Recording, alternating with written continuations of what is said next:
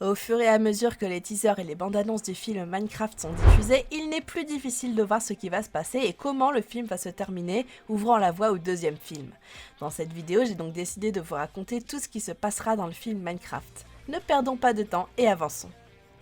1. Le voyage commence. Steve, un mineur curieux et aventureux, après s'être vu refuser l'accès à la grotte autorisée, a enfin l'occasion de miner librement. Au cours de ses fouilles, il tombe sur un cube terrestre, un artefact qui n'existe pas dans le jeu mais qui sert de passerelle vers un monde inconnu. Lorsqu'il interagit avec lui, un portail similaire à celui du Nether apparaît, mais avec une lumière bleue. En le franchissant, il entre dans l'Overworld, le monde pixelisé de Minecraft. La première chose qu'il rencontre est une abeille qui bourdonne comme une foule paisible, lui faisant découvrir la vivacité du monde. Il est visiblement choqué par ce qui l'entoure car tout dans l'Overworld défie la logique du monde réel.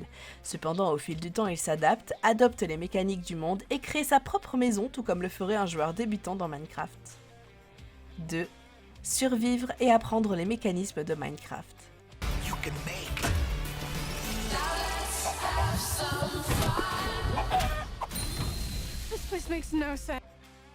Au fur et à mesure de ses explorations, Steve apprend rapidement certains des mécanismes de survie de base que les joueurs de Minecraft expérimentent dans le jeu. La première consiste à apprivoiser un loup. Il offre un os à un loup sauvage, se lie d'amitié avec lui et lui donne un nom. Cela montre comment les loups sont apprivoisés dans le jeu en les transformant en compagnons loyaux qui se battront pour leur propriétaire. La seule différence semble être que les loups sont automatiquement sauvages contre les humains. Mais dans le jeu, ils n'ont pas directement les yeux rouges à moins que vous ne les attaquiez. La seconde est l'artisanat et l'utilisation des ressources.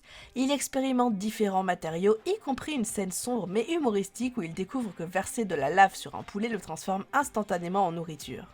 Il s'agit en fait de montrer que les joueurs de Minecraft utilisent souvent la lave ou le feu pour cuisiner rapidement au lieu des fours. Mais pour être honnête, je ne pense pas qu'un tel mécanisme fonctionnerait dans Minecraft.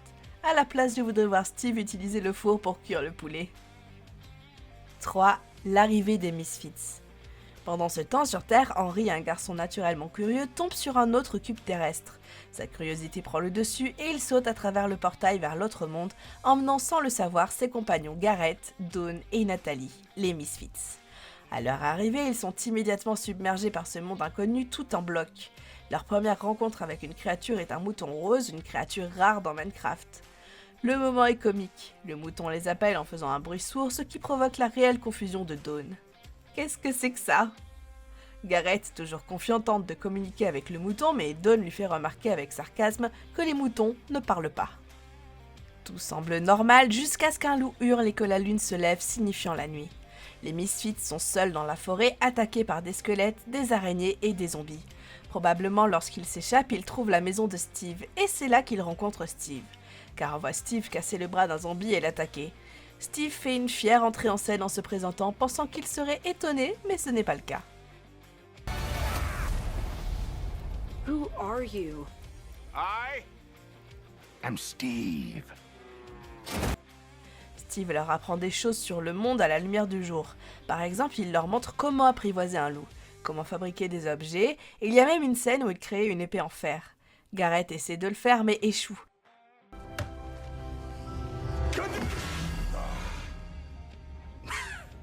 That's okay, bud. Buckets are useful here. Steve lui montre aussi comment miner. Il montre ensuite ses découvertes sur la pierre rouge. Il crée beaucoup de choses utiles comme un chemin de fer alimenté par la pierre rouge pour aller vite avec un chariot. Il leur montre aussi les villageois, il leur montre également la perle d'Ender. Gareth essaie de l'utiliser mais il est effrayé par la téléportation. 4. S'habituer au monde. Contrairement à leur première expérience, les Misfits se sont améliorés. En effet, ils sont désormais capables de se défendre. Dawn utilise même un des pièges de Steve comme des TNT sur un chariot pour faire exploser des squelettes qui s'approchent d'elle. Mais l'intérêt de Steve ne se limite pas à cela. Un jour, avec son loup, il trouve le portail du Nether cassé et le répare. Le portail de couleur violette s'ouvre et il y plonge. Voici le néant.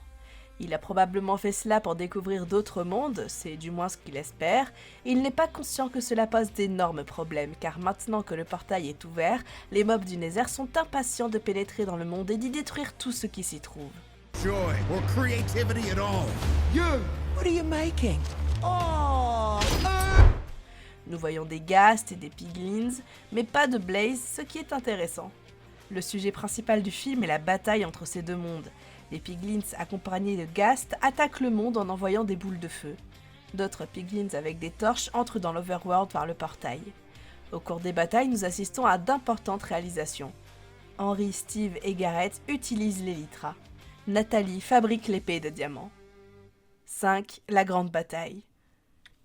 Pendant les batailles, il y a plusieurs façons de détruire les mobs. Miner davantage et trouver des diamants pour créer des armures et des outils comme des épées ou des pioches, obtenir plus de perles d'Ender pour les utiliser en cas de besoin.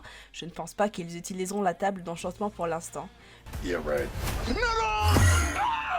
And that was the only one I had. No biggie. Je pense qu'ils la garderont pour le deuxième film. Ils peuvent également utiliser des mécanismes de redstone et des TNT. Les créations de redstone de Steve pourraient jouer un rôle vital dans les pièges de défense. De plus, étant donné que les piglins sont faibles aux explosions, ils pourraient installer des lanceurs de TNT pour anéantir les forces ennemies. Une autre chose importante est l'utilisation des perles d'Ender.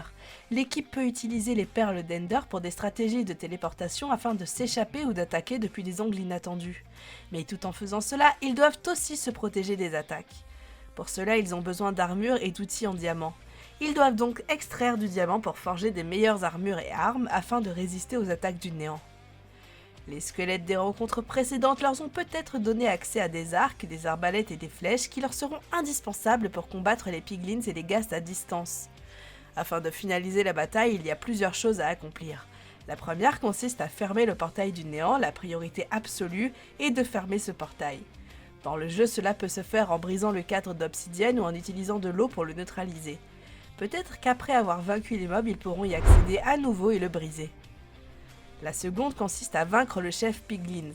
Le film pourrait introduire un antagoniste principal Piglins qui mènera probablement l'invasion. The Nether. A place with no joy or creativity at all. You! What are you making? Le vaincre pourrait perturber l'attaque. Enfin, le troisième est d'invoquer le golem de fer. Si les villageois sont en danger, les golems de fer pourraient être activés pour combattre les piglins. Dans l'une des scènes de la bande-annonce, on voit Nathalie construire des golems pour les envoyer vers le portail du néant. À la fin du film, les héros parviendront peut-être à sceller le portail du néant, mais à un prix élevé. La bataille se terminera probablement par la mise en place d'une suite faisant potentiellement allusion à un autre monde, le monde de la fin. Biocon Dios. It means goodbye, brother. No, it doesn't. Don't look at her. It does. Nous concluons cette vidéo ici. J'espère que vous avez apprécié de découvrir ce qu'il se passera dans le film Minecraft. N'oubliez pas de vous abonner à la chaîne, d'aimer la vidéo et de commenter ce que vous attendez du film. A bientôt dans la prochaine vidéo.